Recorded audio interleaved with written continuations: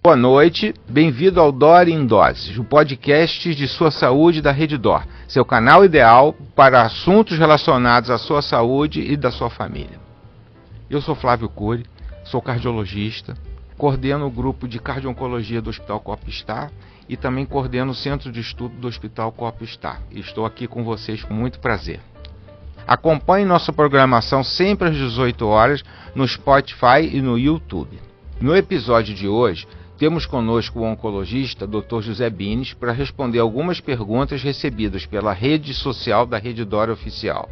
Peço ao nosso convidado para falar rapidamente sobre a sua atividade atual.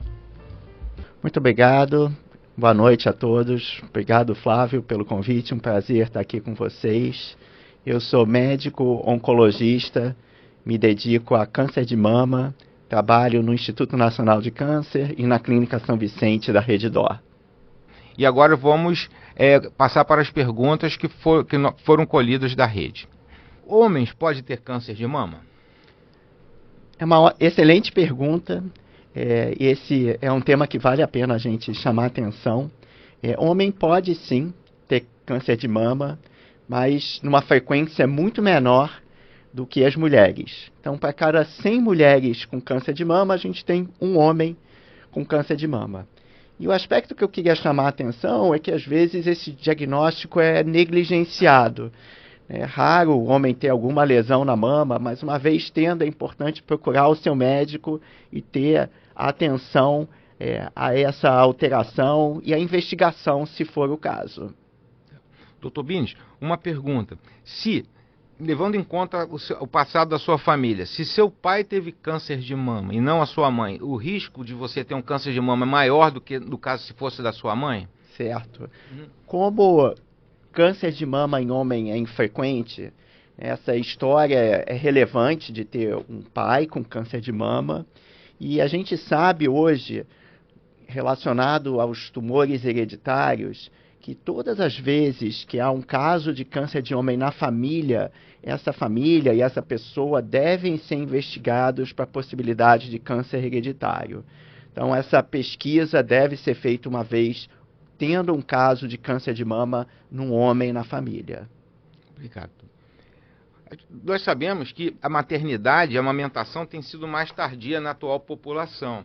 Os jovens estão engravidando mais tarde. Isso significa um risco maior para o câncer de mama, doutor Bines? É verdade. Os hábitos da população ao longo das últimas décadas vêm se modificando. As mulheres têm gestado mais tardiamente, muitas vezes um período de amamentação mais curto. E ainda chama atenção para as alterações que vêm acontecendo em relação à dieta, aumento de sobrepeso e obesidade.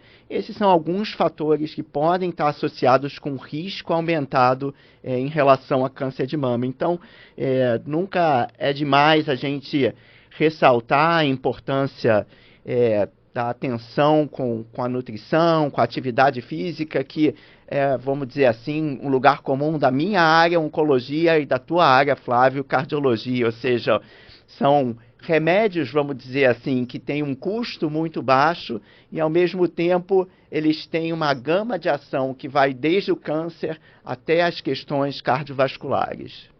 Obrigado. Uma pergunta muito frequente. Eu fiz um exame de imagem e encontrei uma imagem de um nódulo benigno. Um dia ele pode malignizar? Acho que quero ressaltar aqui que nódulos nas mamas não são infrequentes, alterações na palpação e mesmo no exame de imagem, uma mamografia, um ultrassom, na maioria das vezes eles não são malignos, eles não são indicativos de tumor. Um nódulo que seja benigno, sugestivo pela imagem, ou mesmo uma biópsia que mostre que é um nódulo benigno, ele não se transforma em tumor maligno ou em câncer de mama. Então, vale a gente reafirmar isso e tranquilizar as pessoas em relação aos nódulos benignos da mama. Certo. A polimastia aumenta a chance de câncer de mama?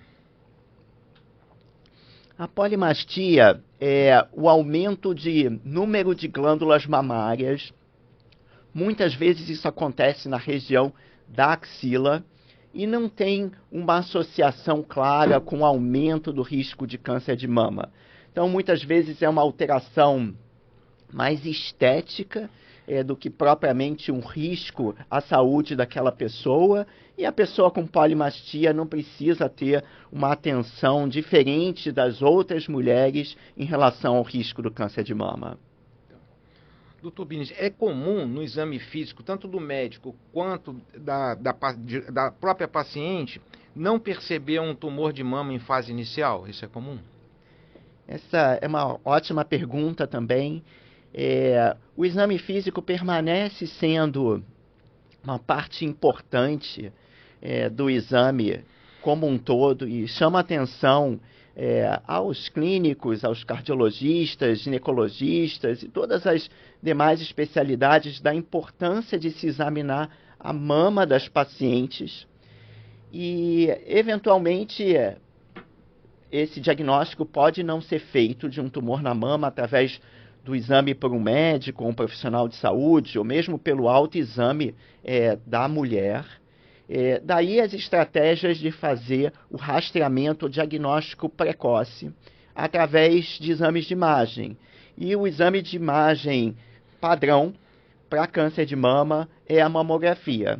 A mamografia ela é capaz, então, de detectar tumores que muitas vezes não são palpáveis pela própria mulher ou pelo exame do médico. A recomendação vai variar qual é a idade que se começa a fazer. De um modo geral, a recomendação atual do Ministério da Saúde é a partir dos 50 anos. Há uma variação também em relação ao intervalo, se a cada ano ou a cada 2 anos. Mais uma vez, a recomendação do Ministério da Saúde no Brasil é a partir dos 50 até os 69 anos, a cada 2 anos. Essas recomendações vão variar de acordo com as sociedades, algumas vezes antes dos 50, algumas vezes a cada ano, mas o importante é manter essa regularidade e o acompanhamento médico. Doutor Bines, a criança pode ter câncer de mama? É um tumor que habitualmente não acomete as crianças. A gente tem observado aqui no Brasil e mesmo no mundo um diagnóstico mais precoce, em idades mais cedo do câncer de mama, mas a gente está falando aqui em idades mais jovens que chegam à adolescência, ao adulto jovem, mas habitualmente não acontece na criança. No caso de crianças, tem eventuais tumores de mama que são tumores raros e não é o tumor de mama comum que a gente está falando aqui. Obrigado. Considerando todo o recurso que existe hoje em dia para o tratamento do câncer de mama, diagnóstico precoce, e tomando o grupo como um todo, qual seria a mortalidade atual das pacientes portadoras de câncer de mama? A gente tem aqui os dados do Brasil. Se a gente fala em 100 mil mulheres, a gente está falando de aproximadamente 10 em cada 100 mil mulheres, como um todo da população, vem a falecer no país em função do câncer de mama. É a principal morte por câncer nas mulheres, assim como é o principal câncer que acontece nas mulheres. Quando a gente está falando qual é a incidência, ou seja, quantos casos de câncer de mama acontecem no Brasil, a gente está falando entre 40 a 60, vai variar um pouco de acordo com a região do país, em cada 100 mil mulheres. E para esse ano, segundo os dados do Instituto Nacional de Câncer, a previsão é de aproximadamente 70 mil casos novos de câncer de mama. Por ano? Por ano. Isso mudou muito, doutor Bines, de um tempo para cá, em termos de mortalidade, com as novas técnicas? Olha, a gente ainda tem uma variação, Flávio, muito grande aqui no país. A gente tem observado e incorporado muitas vezes avanços no tratamento do câncer de mama. Isso tem aumentado a sobrevida das pacientes, ou seja, as pacientes vivem mais com câncer de mama, têm menos recorrência do câncer de mama. Então a gente espera que nos próximos anos, com essas novas incorporações de tratamento, de tecnologias, esses resultados sejam cada vez melhores. Que bom, né? Que bom mesmo. Olha, uma pergunta de uma pessoa da plateia. Minha mãe tem grande chance de ter também? Essa é uma pergunta muito frequente. Acho que o ponto que eu queria chamar a atenção aqui é o seguinte. O fato de não ter familiar com câncer de mama não isenta e não exclui que a pessoa venha a ter. Na verdade, a maior parte das pessoas com diagnóstico de câncer de mama não tem familiares com câncer de mama. Então, é muito importante essa ressalva e esse ponto. Por outro lado, o fato de ter um familiar com câncer de mama também não indica que aquela pessoa venha a ter o câncer de mama. Ela pode ter um risco um pouco maior do que a população em geral, e às vezes quando tem várias pessoas na família, pessoas que são diagnosticadas com câncer de mama numa idade jovem, várias gerações que a gente fala, e às vezes alguns tipos de tumor associados, por exemplo, câncer de mama e câncer de ovário, aí o sinal de alerta é um pouco maior, que talvez haja alguma coisa nessa família que mereça uma atenção especial e talvez aí nesse caso o risco seja maior que a população em geral. Perfeito. O câncer, uma pergunta, o paciente que tem câncer de mama sente dor no local do câncer? Na maioria das vezes o nódulo na mama ele não dói. Então ele é um nódulo que pode ser sentido, pode ser palpado, às vezes a própria pessoa, o parceiro, percebe uma alteração na mama, na maior parte das vezes sem dor. Mas, como a gente não tem verdades absolutas em medicina, em biologia, eventualmente um nódulo pode doer. Então, o fato de doer não exclui a possibilidade do câncer de mama, embora na maior parte das vezes esse nódulo não tenha a sensação de dor. Obrigado. Essa pergunta aqui foi parcialmente já respondida pelo senhor. Como é preconizado o rastreio, a partir de quantos anos, quais os exames e de quanto em quanto tempo? Isso varia, como a gente conversou. Então, só para dar um exemplo, atualmente na Inglaterra, é preconizado fazer um rastreio com intervalo a cada 3 anos, a partir dos 50. Aqui no Brasil, pelo Ministério da Saúde, entre 50 e 69, a cada 2 anos, né? Em muitos locais é preconizado fazer anualmente e às vezes começando antes. Aqui eu queria chamar um ponto, como a gente conversou logo agora a respeito dessas famílias de mais alto risco. Isso ficou muito conhecido com o caso da Angelina Jolie, principalmente da mãe dela e dessa testagem. Quando a gente identifica numa determinada família o que a gente chama de uma mutação, ou seja, uma alteração que foi responsável pelo câncer de mama, nessas famílias, em alguém que tenha essa mutação, mas que não desenvolveu o tumor, tem várias estratégias que podem ser feitas. Quando a gente fala de rastreio nessa população, aí a gente está falando de 6 em 6 meses. Então, na maior parte da população, eu diria que 2 anos adequado, muitas vezes a cada 1 ano, vai depender muito da questão de disponibilidade e acesso, mas determinadas populações, especialmente de muito alto risco, e que mantêm a mama, a cada 6 meses é a periodicidade preconizada. Obrigado.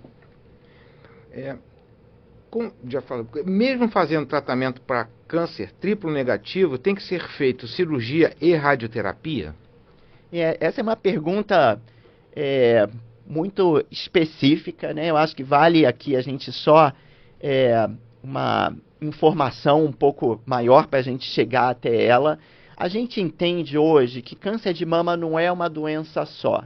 A gente tem tipos de câncer de mama e um desses tipos é chamado de tumor triplo negativo. Esse tumor tem características específicas. Muitas vezes, mesmo no início, a gente posterga a cirurgia para depois do tratamento, ou seja, a gente começa com tratamento medicamentoso para depois operar a paciente. Mas, tendo uma doença inicial, mesmo com excelente resultado com tratamento com remédios, a paciente deve sim ser operada. Ah, tá certo. A última pergunta. Eu faço acompanhamento, já fiz 2 punções. Hoje percebi um nódulo, dói ao apalpar. O que será? Olha, a melhor recomendação aqui é procurar o médico, procurar o clínico, ou o ginecologista, ou o mastologista, para ter uma avaliação mais individualizada do seu caso. Assim, com essas informações, fica talvez difícil a gente conseguir te aconselhar de uma forma melhor.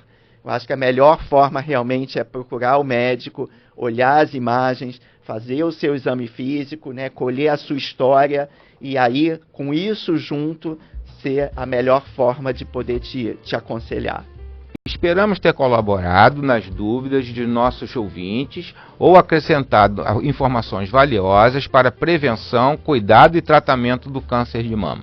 Venham conosco novamente na próxima semana às 18 horas.